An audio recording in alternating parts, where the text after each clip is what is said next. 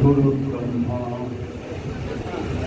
गुरु विष्णु गुरुदेव महेश्वर गुरुदेव परम ब्रह्म तस्मै श्री गुरवे नमः। बांकुड़ा श्यामाचरण सनातन सोसाइटी आज আমাদের প্রাণের ঠাকুর যোগীরাজ শ্রী শ্যামাচরণ লাহিড়ী মহাশয়ের 196তম আবির্ভাব তিথি অত্যন্ত সুন্দরভাবে পালন করার যে ব্যবস্থা করেছে, প্রথমে তাদের সকলকে আমি ধন্যবাদ জানাই। ধন্যবাদ জানাই যে সমস্ত কর্মী এত সুন্দরভাবে সমস্ত ব্যবস্থাপনা করেছেন, কাউকে এতটুকু জানতে বুঝতে দেয়নি কি বাধা বিপত্তির মধ্যে দিয়ে তারা এটা করছেন, কি তাদের আর্থিক অসুবিধা বা কাজের অসুবিধা, কোনো কিছুই বুঝতে দেয়নি। আমরা বাইরে থেকে অনেক ক্রিয়াবান ভক্ত এসেছি, চুপচাপ এখানে এসে অনুষ্ঠানটাকে উপভোগ করছি, প্রসাদ পাচ্ছি, তারপর আমরা চলে যাব। কিন্তু এর পেছনে একটা অনুষ্ঠান করতে গেলে যে প্রচেষ্টা, যে উদ্যম, যে আর্থিক ব্যবস্থা দরকার, আমরা কিছুই কিন্তু তার খবর রাখি না। তাই সচেতন ভক্ত, তাদের সকলকে ভক্ত হতে গেলে সব ব্যাপারেই একটু সজাগ দৃষ্টি রাখতে হবে। আমার আগে অনেক বিশেষজ্ঞ ভক্তরা অনেক সুন্দর সুন্দর কথা বলে গেছেন, আমাদের সকলের কাছেই সেগুলো গ্রহণীয়। আজকে যিনি অ্যাঙ্কারিং করছেন, আমার খুব ভালো লেগেছে তাকে, বড় সুন্দর তার বক্তব্য, বড় মসৃণ, বড় শুদ্ধ, বড় পবিত্র।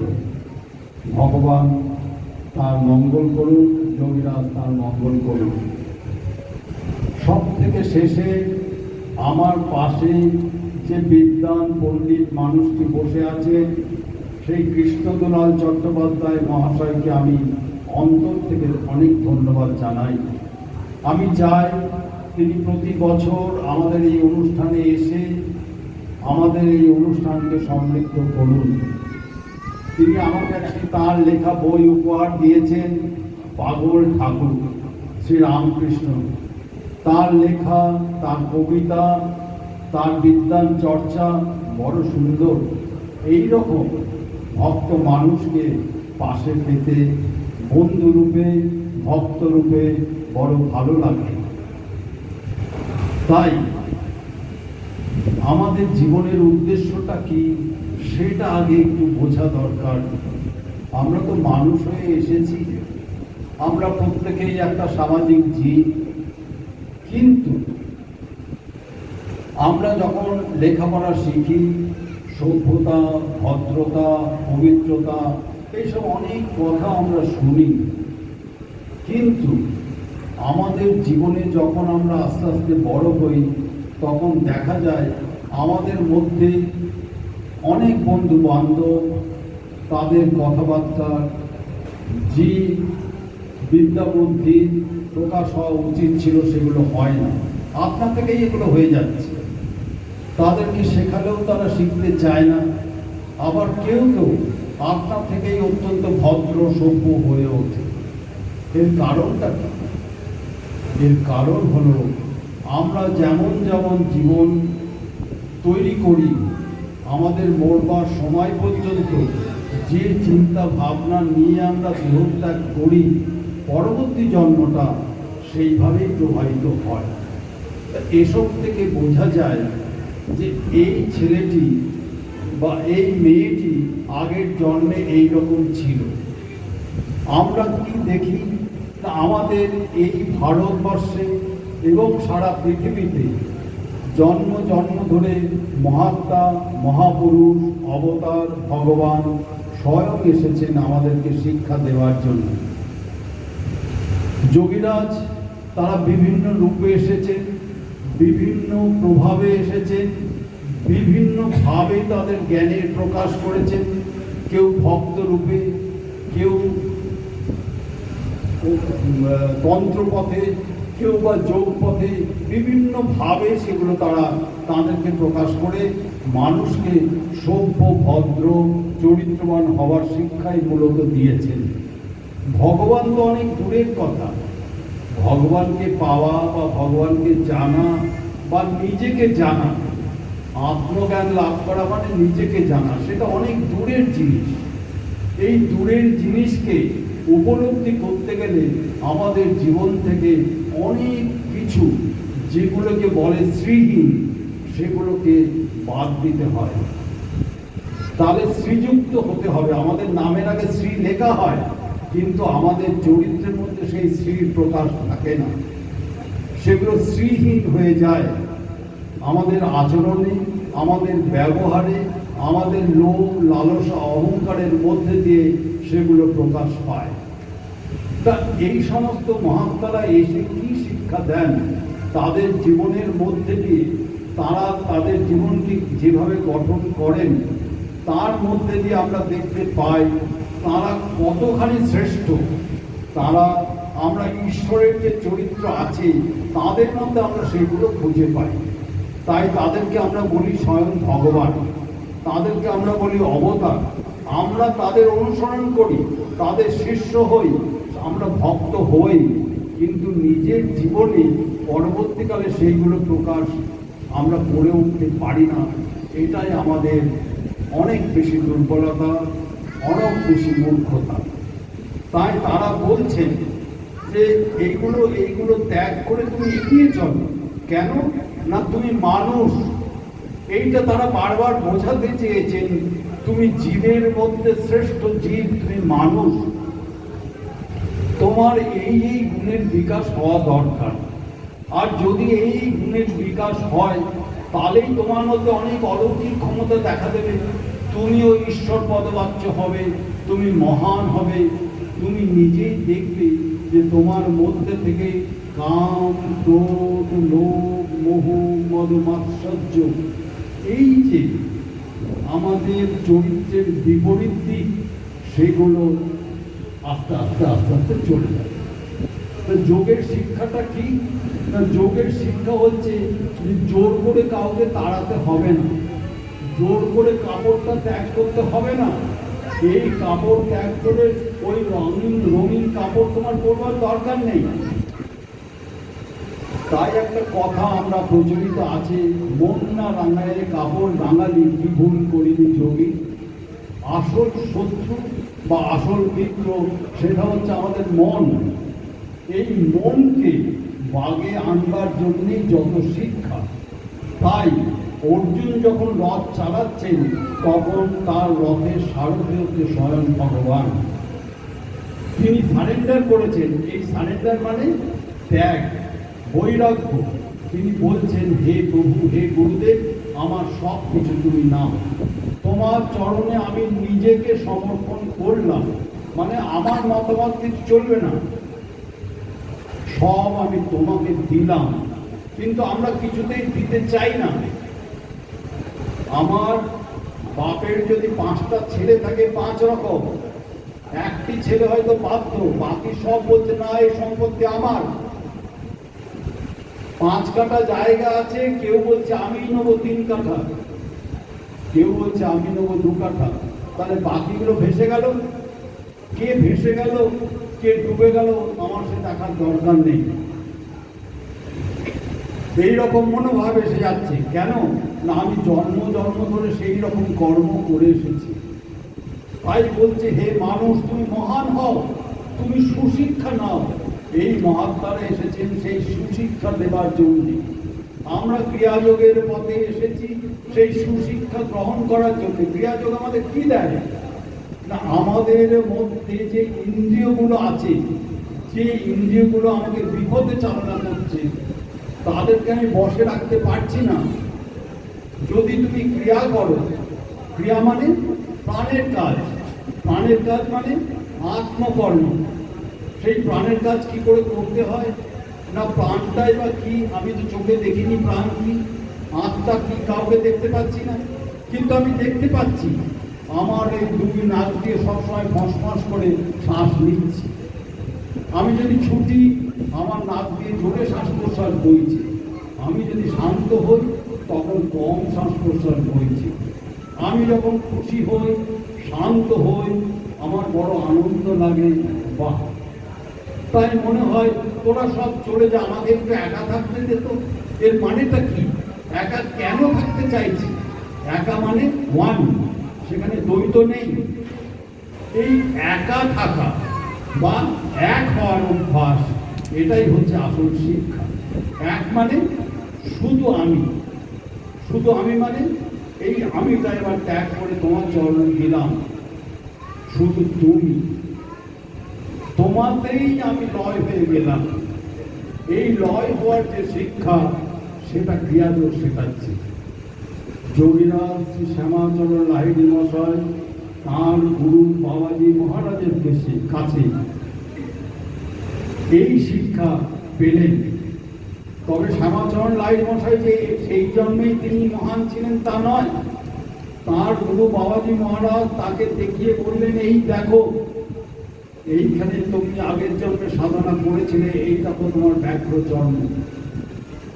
অর্থাৎ কিনা তিনি জন্ম জন্ম ধরেই মহান যোগী ছিলেন। তাই তিনি বলছেন, মাই কবিরা হুঁ, আমি কবির দাস। তাহলে এইভাবে তারা দেখুন আমাদেরকে শিক্ষা দেওয়ার জন্য বিভিন্ন রূপে, বিভিন্ন ভাবে প্রকাশিত হচ্ছেন। কখনো তিনি যোগীরাজ রূপে প্রকাশিত হচ্ছেন, কখনো তিনি চৈতন্য স্বামী রূপে প্রকাশিত হচ্ছেন, কখনো তিনি শ্রী চৈতন্য রূপে প্রকাশিত হচ্ছেন, কখনো তিনি রামকৃষ্ণ রূপে প্রকাশিত হচ্ছেন। গোটা ভারতবর্ষ জুড়ে কখনো তিনি জেসাস ক্রাইস্ট রূপে হচ্ছেন, কখনো তিনি মোহাম্মদ রূপে প্রকাশিত হচ্ছেন। তাঁর প্রকাশ বিভিন্ন সময়ে বিভিন্ন ভাবে। তিনি যেখানেই ধর্মের গ্লানি দেখেন, যেখানেই আবির্ভাব হওয়া উচিত মনে করেন, সেখানেই আবির্ভাব হন। কিন্তু একটা ক্ষেত্র তো চাই, কোথায় গেলে আমি নিজেকে, আমার কথা প্রকাশ করতে পারব। সেই জন্যে দেখা যায় পৃথিবীর মধ্যে সব থেকে বেশি তারা ভারতবর্ষে এসেছেন। কারণ এই ভারত ভূমি তীর্থভূমি, যোগীর দেশ। তারা এই দেশটাকে দেখেছে, এখানকার মাটি শুদ্ধ পবিত্র। এই একমাত্র এই দেশের মানুষজনের মনে কোনো হিংসা নেই। এরা পররাজ্য লোভ করে না, পরকে হিংসা করে না। তাই ভারতবর্ষের মানুষ কখনো পররাজ্যের দিকে এগিয়ে যায়নি, যুদ্ধ বিগ্রহ করে অন্যের দেশকে লুণ্ঠন করেনি। তাই ভগবান এখানে বারবার এসেছেন, বারবার এই মাটিকে তিনি পছন্দ করেছেন, এখানকার মানুষকে শিক্ষা দেওয়ার চেষ্টা করেছেন। কিন্তু আমরা এত মূর্খ, আমরা সেই শিক্ষা পাই, সেই শিক্ষা পাওয়ার জন্য লালায়িত হই, কিন্তু শিক্ষা নিতে যাওয়ার পরে আসলে আমরা যেসব পরিবারে জন্মাই, তাদের মধ্যে সেই প্রভাব কম থাকার জন্যে আমি নিজেকে আর ঠিকভাবে তৈরি করতে পারি না। আমি ছিটকে যাই, ভাবি করব, কিন্তু দেখা যাবে আমার সময় সব বেরিয়ে যাচ্ছে অন্য কাজে। প্রতিদিন 24 ঘন্টা, এই 24 ঘন্টা আমি আমার লক্ষ্যের দিকে নিয়ে যেতে পারছি না। এক এক সময় রোজগারের দিকে চলে যাচ্ছে, এক সময় বিবাহিত জীবনের দিকে চলে যাচ্ছে, এক সময় পিতামাতার দিকে চলে যাচ্ছে, এক সময় ছেলে মেয়ের দিকে চলে যাচ্ছে। এইভাবে আমি বহুধা বিভক্ত হয়ে আমার সব চরিত্রকে নষ্ট করে ফেলছি। কিন্তু যদি তুমি স্থির লক্ষ্যে স্থির থাকো, তাহলে তুমি দেখবে এই সব কিছুর মধ্যেই তুমি নিজেকে স্থির রেখে নিজের লক্ষ্যের দিকে গুটি গুটি গুটি গুটি এগিয়ে যেতে পেরেছে। তাই ভগবানের শ্যামাচরণ রূপে, তাঁরও 5টা ছেলে মেয়ে, তাদেরকে লেখাপড়া শেখালেন, তিনি নিজে চাকরি করলেন, সব কিছু করে তিনি দেখালেন এই দেখো আমিও এইরকম একটা কোলাহলপূর্ণ সংসারে জন্মেছি, এইরকম একটা কোলাহলপূর্ণ সংসারে আছি, এই সংসারে আমি আর্থিক রোজগার করছি, মানে চাকরি বাকরি করছি, আর্থিক অনটন আমারও আছে, তাই আমি চাকরির পরেও টিউশনি করছি। এত ব্যস্ততা কি না ওই সংসারের মধ্যে অন্ন তুলে দেওয়ার জন্য, তাদের মাথার আশ্রয়ের জন্য। কিন্তু আমি ধর্মকে ছেড়ে দিইনি, আমি ধর্মকে ধরে থেকেছি। আমার গুরু পাওয়ার পরে গুরুর শিক্ষা আমি মাথায় নিয়েছি, নিয়ে আমি সেইটাকে জীবনের ধ্রুবতারা করে নিয়েছি। এইবার গুরু যা বলছেন তাই আমি করবার চেষ্টা করছি। তাই তিনি যে রাতে দীক্ষা পেলেন, সঙ্গে সঙ্গে তার সমাধি হলো, তারপর তিনি ওইখানে যারা আরো ভক্ত উপস্থিত ছিলেন তাদেরকে গুরুর উপদেশে দীক্ষা দান করলেন। তার গুরু বললেন, তুমি এদের সঙ্গে তোমার দেখা পাও না, আমার সঙ্গে নয়, তাই এরা অপেক্ষা করছে তোমার জন্য। তো সঙ্গে সঙ্গে তিনি গুরুপদ পাচ্ছ, কারণ জন্ম ধর্ম ধরে তো তিনি তাই ছিলেন। এইবার তাকে পাঠানো হলো আমাদের সংসারের মধ্যে। তার বাবাজি মহারাজ বললেন, তুমি সংসারে ফিরে যাও। তার ইচ্ছা ছিল না, কারণ গুরুর সান্নিধ্য থেকে কেউ সরে যেতে চায় না। যারা মহামূর্খ তারাই গুরুর কাছে যায় না, এর থেকে মূর্খতা আর কিছু নাই। গুরু গ্রহণ করার পরেও তার কাছে যায় না, শুধু তাদের বাধা বিঘ্ন অজুহাত দেখায়, এর থেকে মূর্খতা আর কিছু নেই। তাহলে বুঝতে হবে সে তার লক্ষ্যে স্থির নেই, সে লক্ষ্য থেকে ধীরে ধীরে ভ্রষ্ট হয়ে গেছে। আর যত গুরুর কাছে না যাবে ততই সে লক্ষ্য ভ্রষ্ট হবে, কারণ লক্ষ্যের দিকে গুরুই নিয়ে যেতে পারে। গুরুই চাবুক যে না খাবে, গুরুকে যে ভয় পেয়ে দূরে সরে থাকবে, তার কোনোদিন হবে না। গুরুর চাবুক চাই। গুরু অনেক কথা বলবে, অনেক মন্দ কথা বলবে, আবার বুকে জড়িয়ে ধরে আদরও করবে। তাই গুরু মহান, গুরুই একমাত্র শিষ্যর জন্য সব আসনটা ছেড়ে দেন। তাই যাদের সুবুদ্ধি আছে, যারা এত কষ্ট করেও এখানে এসেছে, তাদেরকে বলবো, যা পেয়েছেন সেটা আনন্দের সঙ্গে, নিজের যোগ্যতার সঙ্গে সেই কাজটা সুষ্ঠুভাবে করুন, সুন্দরভাবে করুন। ক্রিয়া করলেই ক্রিয়া ভালো হয় তা নয়, কারণ যে ক্রিয়া করবে সে মাটির মানুষ হয়ে যাবে, কারণ সে মাটি হতে বাধ্য। এই ক্ষিতি থেকেই আমাদের জন্ম, এই ক্ষিতি তত্ত্বেই আমার লয়, তাই তাকেও তো মাটিই হতে হবে। তার সব কর্ম, তার কাজ, সব কিছুই সে এইখানেই লয় করবে সে।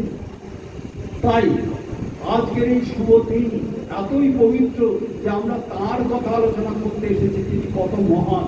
কিন্তু আমাদের সেই যোগ্যতা নেই, আমার অন্তত নেই। মহান ভগবান যোগীরাজ শ্রী শ্যামাচরণ নাইক মশাইয়ের ফল পাওয়া, তিনি অতল কবি, তার ফল পাওয়া কি সম্ভব? তিনি যে কত মহান আমরা কেউ জানি না। তিনি বলছেন, এখন আমার অনন্ত ক্ষমতা, যা ইচ্ছা তাই করতে পারি। তাহলে দেখি যে কেউ বলতে পারে আমি মহাদেব, আমি চতুর্ভুজ নারায়ণ, আমার রূপ থেকে জগতের প্রকাশ, যা এই পরিচয়। তিনি যেমন শ্রীকৃষ্ণ, তিনি গীতার মধ্যে দিয়ে বলছেন শ্রী ভগবান বাচ, গীতার মধ্যে দিয়ে তিনি নিজেই বলছেন তিনি স্বয়ং ভগবান। তেমনি যোগীরাজ তার নিজের মধ্যে দিয়ে নিজের পরিচয় বলে গেছেন যে আমি ভগবান, আমি ব্রহ্ম। তাহলে তার কথা আবার অনেককেই আমরা বলতে শুনি যে তার ফটোটা রেখেছি, আপদে বিপদে যখনই তার প্রার্থনা করি সব বাবা পূরণ করেন। আরে সব বাবা যখন পূরণ করেন, তাহলে সেই পথটায় আরো ভালো করে মাথাটা নোয়াই, প্রতিদিন কিছু সময় আমি দিই, আর তার উপদেশ যা আছে, তার চরিত্র যা আছে সেটাই ফলো করি। দেখুন, তিনি ধুতি পাঞ্জাবি পছন্দ করতেন, আমরা কয়জন ছেলে আছি যে ধুতি পাঞ্জাবি পরি? নেই, খুব বিরল। একটা মানুষকে অনুসরণ করতে গেলে সকল দিক থেকেই সেটা করতে হয়, তাহলে কি হয়, নিজের ক্যারেক্টার তৈরি হয়, নিজের বেস তৈরি হয়। একটা আশ্রম করলাম, ক্রিয়া করছে অল্প, কিন্তু সারা দিন রাত তার চিন্তায় আমি বিভোর হয়ে আছি, ওই তা তো থাকছি না, থাকতে হবে। তাহলে কি করা যাবে? তাহলে তার কাজ করতেও ভালো লাগবে, যে তার কাজটা অন্তত করি, কিছু কাজ করি। কি কাজ? তিনি যা যা পছন্দ করতেন সেইগুলো। তাহলে তার ভক্ত তো এমনি হওয়া যায় না। কিছুক্ষণ আগে আমাদের একজন ভক্ত মানুষ বললেন যে ভক্ত মানে শুধুমাত্র গুরু যেটা দেন সেটা অনুশীলন করা। প্রকৃতপক্ষে বাস্তবভাবে দেখতে গেলে ভক্ত মানে সে গুরুর প্র্যাকটিক্যাল সেবাও করবে, কারণ গুরু তো আমাদের দেহধারী গুরু। তার অসুখ বিসুখ আচার আচরণে তার দরবারে পাটাও টিপে দেবে, এটাও গুরু সেবাই কি? অবশ্যই সেবা। দয়া করলে তার রান্নার কেউ নেই, রুজি রান্না করে দেবে। তার ঘরে চাল নেই, শিষ্য বুঝলো গিয়ে চালটা এনে দিল, এটাও গুরু সেবা। এই সব কারণ আমরা দেহ নিয়ে এসেছি, এই দেহের সেবাটাও তো দরকার। দেহের সেবা বাদ দিয়ে আমি যদি শুধু দিলেই সেবা করি তা তো হবে না। কারণ এই দেহ ধারণ করা সেটা যেমন এই দেহকে সুস্থ পুষ্ট রাখা, সুস্থ রাখা, সেটাও দরকার। কারণ তা না হলে আমি তার সেবাটা করবো কি করে? তাই গুরু সেবা মানে যারা আমরা গুরু পেয়ে গেছি, গুরুর কাছে থেকেছি, আমরা চেয়েছি, সব রকমভাবে আমাদের ইচ্ছে হয়েছে, বাবা আপনার পাতা একটু টিপে দেবো। আমাদের মন থেকে মনে হতো বাবা শুয়ে আছেন বা বসেছেন ক্লান্ত, তিনি প্রথমে বলতেন না না দরকার নেই, কিন্তু দিলে তার একটু আরাম হতো, এটা আমরা বুঝতাম। তাই বলতাম বাবা একটু পাটা টিপে দিই। কিছুই না, বাবা জামাটা খুলছেন সঙ্গে সঙ্গে নিয়ে গিয়ে টাঙিয়ে দিলাম, বাবা কাপড়টা খুলছেন সঙ্গে সঙ্গে মাছ করে দিলাম। এইরকম অজস্র কাজ আছে সংসারে, সব কিছু মিলিয়েই গুরু সেবা হয়। আর এইগুলো করলে কি হবে? আমার মন চঞ্চল হবে না। আমি গুরুর জন্য করছি না, আজকে করছি আমি আমার নিজের জন্য। আমি নিজেকে তৈরি করতে চাই, আমার মনকে ডাইভার্ট করতে চাই না অন্য কাজে। যদি আমি এই সময় এই কাজটা না করতাম, আমি অন্য কাজে নিজেকে নিয়ে যেতে করতাম, যেটা আত্মকর্ম নয়। তাই যোগীরাজ বলছেন সেই কর্মই আত্মকর্ম, যে কাজের মধ্যে দিয়ে আত্মজ্ঞান লাভ হয়। তাই ফিজিক্যালি মেন্টালি যেভাবে হোক গুরু সান্নিধ্য করা, গুরুর উপদেশ পালন করা সবটাই হচ্ছে আত্মকর্ম। তাই বিভিন্নভাবেই এই সংসারে আমরা আছি, তাই বিভিন্নভাবেই তার সাহায্য লাভ করতে হবে। তিনি কোথাও যাচ্ছেন, ইচ্ছা, আমারও ইচ্ছা তার সঙ্গে যাই। তিনি আমার আগ্রহ দেখে তবেই তো তিনি বলবেন হ্যাঁ চলো আমার সঙ্গে। তার আমার যদি আগ্রহ না থাকে, আমার যদি সেই ত্যাগ না থাকে, আমি যদি বলি না আমার যাওয়ার সময় নেই, আমার বাড়িতে কাজ আছে, আমার বউ ছেলে মেয়ে আছে, আমার বাবা মা আছে, তাদের সেবা করতে হয়, তাহলে হবে না। করো সেই সেবা, তাহলে গুরু সেবা হলো না। কি করে আমি গুরুর কাছে আসবো সেটা ভাবতে হবে, সেটা জানতে হবে। সেটা কি করে জানবো? আমার ভেতরের আগ্রহ থেকে আমি জানবো। আর তা না করে গুরুর নিন্দা চর্চা করা, গুরুর সমালোচনা করা, তাহলে তুমি আস্তে আস্তে আস্তে আস্তে পিছিয়ে যাবে। কারণ আমি গুরুর দোষ দেখতে সেখানে যাইনি, আমি গেছি আমার নিজেকে তৈরি করতে। তার মধ্যে কি কি মহান জিনিস আছে আমি সেইটা গ্রহণ করব। তাই যোগীরাজ আমাদেরকে অনেক অনেক কিছু দিয়েছে, অসীম অনন্ত জিনিস দিয়েছে।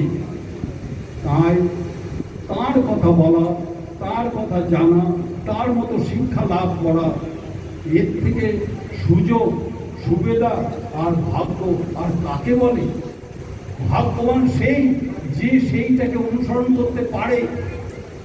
আমরা দেখলাম তার দুই পুত্রই ঋষিতুল্য, তার নাতি শ্রী সত্যচরণ লাহিড়ী মশাই তিনিও ঋষিতুল্য। আমি তার কাছেই সেই শিক্ষাগুলো পেয়েছিলাম, তারপরে আমি অশোক বাবার কাছে শিক্ষা পাই। তা এরা এত মহান ছিলেন। আবার অশোক বাবার প্রথম গুরু শ্রী শাস্ত্রী মশাই, তারা কি নিজেকে প্রচার বিমুখ ছিলেন? কখনো নিজের প্রচার তারা করতেন না।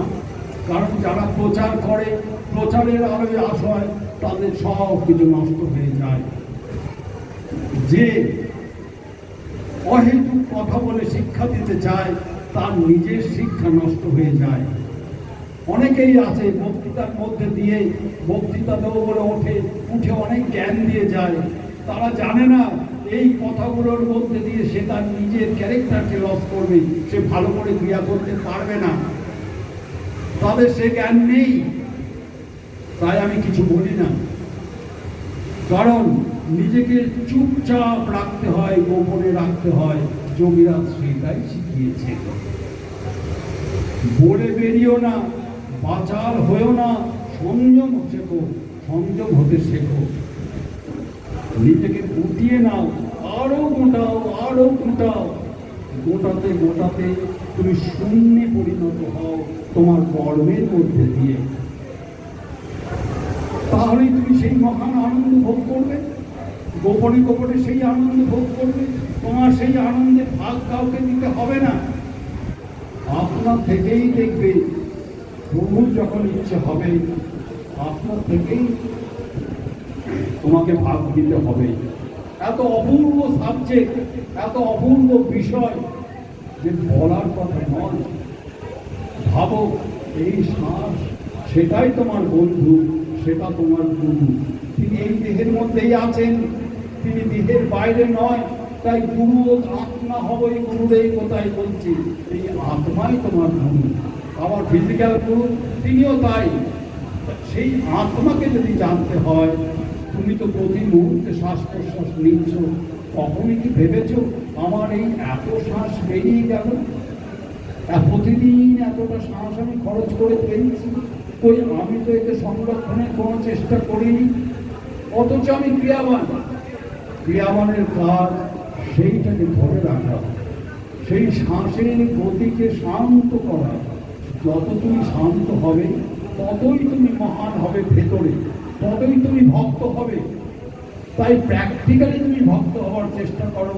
মুখে মুখে তর্ক করো না, কোনো কিছু বলো না। শেখো, শেখো, শিক্ষার শেষ নেই। অনেক শিখতে হবে। শিখে শিখে শিখে শিখে তুমি নিজেকে মারো। তাই গুরু বলছেন, একজন ক্রিয়াবান বলছেন, বাবা আমি এত ক্রিয়া করলাম, অত বললাম, শত করলাম, বলে মরে যা, মরে যা, মরে যা। আমি চাই তুই মরে যা। মরে যা মানে, মরে যা মানে নিজের অস্তিত্ব সব নষ্ট হোক, তোর অমিত্ব সব নষ্ট হোক। এইটা হচ্ছে ক্রিয়াযোগের শিক্ষা। ক্রিয়াযোগ এই শিক্ষাটাই দেয়। তুমি যেমন পোশাকে আছো তেমন থাকো, যেমন স্ত্রী পুত্র পরিবার নিয়ে আছো তেমন থাকো, যেমন বাবার সাথে আছো তেমন থাকো, যেমন রোজগার করছো তেমন করো, কিন্তু নিজেকে গোপনে রাখো। আর আপন মনে সেই কাজটা করতে থাকো। কাউকে রাগ করো না, কাউকে বলতে যেও না আমি এই সংসারে জন্মেছি বলে আমার হচ্ছে না। না না না, কখন এই কথা ঠিক নয়। এই সংসারে থেকেই তোমাকে হতে হবে। এই সংসারের বাইরে কোথায় তুমি যাবে? এই ঝঞ্ঝাটের মধ্যেই থাকতে হবে। এর থেকে যদি বেরোতে পারো তবেই তো তোমার ক্রেডিট, তবেই তো তুমি বীর অর্জুন। অর্জুনকে তো যুদ্ধ করতে হবে, তাই তোমাকে যুদ্ধ করে করে এর মধ্যে থেকে বেরোতে হবে। তুমি আছো এর মধ্যে, কিন্তু তোমার মন নেই। তোমার মন কোথায়? না ওই শ্যামাচরণের চরণখানে। ওই চরণ যদি ধরো, প্রতি মুহূর্তে সেই কথা ভাবো, সেই চরণে পড়ে থাকার কথা ভাবো, তাহলে দেখবে তুমি উঠে যাবে। তাহলে তোমার শিক্ষা সঠিক হবে, তাহলে তুমি সঠিক ভক্ত হবে, তাহলে তুমি আপনা থেকেই মহান হয়ে যাবে। তুমি দেখে কত আনন্দ পাচ্ছ, কত সুন্দর সেই শিক্ষা। তুমি তখন বুঝতে পারবে এই ক্রিয়াযোগের পথে এসেছিলাম বলে আমাকে কেউ ধরতে বুঝতে পারলো না। অথচ আমি ওই বড় বড় স্বামীদের থেকে অনেক বেশি বুঝে গেছি, অনেক বেশি জেনেছি। কারণ আমি নিজেকে জেনেছি কে আমি। ছোট থেকেই দেখবে সব জায়গায় লেখা আছে হু অ্যাম আই, কে আমি এই তো জানি, কিন্তু বড় হয়েছে ভুলে যাচ্ছে। তাই ক্রিয়াযোগ সেই শিক্ষাই দিচ্ছে, তুমি কে সেইটা জানো। তোমার ভগবান খুঁজতে হবে না, তোমায় কিছুই খুঁজতে হবে না, তুমি কে এর উত্তর তোমার ভেতরেই আছে। কারণ তিনি সেই উত্তর দেবেন, তাকে তুমি ধরো। তার জন্য ওই আমতলা জামতলা বেলতলা যেখানে খুশি বসো, কোনো মন্দির মসজিদে গিয়ে বসতে হবে না, কোনো পোশাক আশাক ত্যাগ করতে হবে না। একটা কম্বলের আসন পেতে বসো, চোখ দুটি বন্ধ করো, মেরুদণ্ডটি সোজা রাখো, আর ক্রিয়াযোগ অভ্যাস করো। ক্রিয়াযোগ অভ্যাস মানে শ্বাস প্রশ্বাসের ক্রিয়া। এই শ্বাস আসছে, এই শ্বাস বেরিয়ে যাচ্ছে, তাকে ধরো। তাকে ধরার কথা তো কখনো ভাবছো না, কিন্তু ধরো তাকে। সে তো তোমারই মধ্যে আছে, আসতে যাচ্ছে, তুমি তাকেই চিনতে পারছো না। তাহলে আবার ভগবানকে কি করে চিনবে? যখন তাকে ধরবে তখনই দেখবে ভগবান এসে উপস্থিত হয়েছে, স্বয়ং যোগীরাজ এসে উপস্থিত হয়েছে। প্রত্যক্ষ, এটা প্র্যাকটিক্যাল শিক্ষা, এখানে কোনো ইমোশন নেই। ধরো সেই শ্বাসকে, সেই শ্বাসের গতি থেমে যাবে, তাকে ধরলেই সে তার গতি থেমে যাবে। এটাই তার চরিত্র। তাই তোমার চরিত্র তার সঙ্গে মিলিয়ে নাও। বলো, হে প্রভু, তোমার চরণে আমাকে স্থান দাও, তোমার কথা যেন আমি প্রভু ভুলে না যাই। তাই তিনি বলছেন, ক্রিয়া করলে মঙ্গল, না করলে অমঙ্গল। এটাই ক্রিয়া, ক্রিয়াটা করো। তাই কিন্তু সহজ কাজ দেয়া আছে, সেই সহজ কাজ করে থাকো আর প্র্যাকটিক্যাল ক্রিয়াও করো, তাহলেই দেখবে তোমার মঙ্গল হচ্ছে। মঙ্গল কি করে বুঝবে? তোমার মধ্যে থেকে যা কিছু খারাপ জিনিস, সেই অগুণগুলো বেরিয়ে চলে গিয়ে শুধু গুণের প্রকাশ থাকবে। আজ এই শুভ দিন, তার কথা আলোচনা করলাম, তার কথা বলতে ভালো লাগে, তার কথা শিখতে ভালো লাগে। এর আগে আমার কাছে অনেকেই বলেছেন, বড় ভালো ভালো কথা বলেছেন, তাদের সকলের জীবন ধন্য হোক। আমার পাশে এই কৃষ্ণদুলাল চট্টোপাধ্যায় মহাশয়, মহান লেখক, মহান সাহিত্যিক, মহান অধ্যাপক, এরকম ভালো মানুষ তারাও ঘুরে বেড়াচ্ছেন। তাই তোমরা সকলেই মহান হও, সকলেই তোমরা শ্যামাচরণের পথ অনুসরণ করতে যারা এসেছো, তারা ধরে থাকো, সেটাকে বোঝবার চেষ্টা করো। দেখবে তোমাদের জীবন সুন্দর হবে, ভালো হবে, তোমরা ভালো মানুষ হবে, তোমরা নিজেকে জানতে পারবে। আজ এই শুভ দিনে প্রভু জমিদার শ্যামাচরণ লাহিড়ী মশাইয়ের চরণে আমার প্রণাম জানাই, আমার গুরুদেবকে আমি প্রণাম জানাই, গুরুমাকে প্রণাম জানাই। সকল ভক্তের মঙ্গল হোক, সকলের শুভ হোক, সকলে ভালো থাকুন। এখন আমাদের প্রসাদ বিতরণ হবে, সেই প্রসাদ নিয়ে তারপর আপনারা ঘরে যাবেন। যোগীরাজের ছবি রাখুন, তার কথা ভাববেন, তার জীবনীগ্রন্থ পড়বেন, তাহলে দেখবেন আরও জানতে পারবেন। আর কেউ যদি কিছু নাও জানেন, কোনো ক্ষতি নেই, শুধু গুরুর সঙ্গে ল্যাবরের মধ্যে যুক্ত থাকুন, তাহলে দেখুন শিখে যাবেন। কারণ মূর্খ মানুষকে যে লেখাপড়া জানে না তাকে শেখাতে অনেক সহজ। যে বোকার মতো গুরুর কাছে সারেন্ডার করে, আর যারা দুপাতা পড়েছে তারা এসে শুধু তর্ক বিতর্ক করে, তেমন ভক্তের কোনো দরকার নেই। যে ভক্ত নির্বিবাদে মেনে নিতে পারে, সেই ভক্ত মহান হয়, গুরুর কাছে সে প্রিয় হয়। তাই শুভ দিন, আপনাদের সকলের ভালো হোক, আপনাদের সকলের মঙ্গল হোক, এই আশা করি। শুধু পড়লে হবে না, জানলে হবে না, যে ক্রিয়া করে জানতে হবে এই জিনিসটা কি মহান। যে সংসারেই জন্মান না কেন, নিজেকে দুর্বল ভাববেন না, নিজেকে হতভাগ্য ভাববেন না। জানুন পরিস্থিতি কে কাকে কখন কোথায় নিয়ে যাবে আমরা কেউ জানি না। সমস্ত অবস্থার জন্য নিজেকে তৈরি রাখুন। সব বাধা আসবে, জানেন সব প্রভুর ইচ্ছা, তার ইচ্ছাতেই তো সব হয়। গাছের পাতাটিও তো তার ইচ্ছা ছাড়া নড়ে না। যদি বিপদ আসে, দুঃখ আসে, জানবেন সব তার ইচ্ছা। আর যদি ভালো হয়, তাও জানবেন তার ইচ্ছা। আমরা কিছুই করতে পারি না, আমরা যতই চেষ্টা করি না কেন, সেই চেষ্টা আমাদের মনোভূত হয় না। আমি চাইছি এক্ষুনি 1000 কোটি টাকা হয়ে যাক, হচ্ছে না। কিন্তু আমার খাওয়া দাওয়ার তো আমার হচ্ছে না।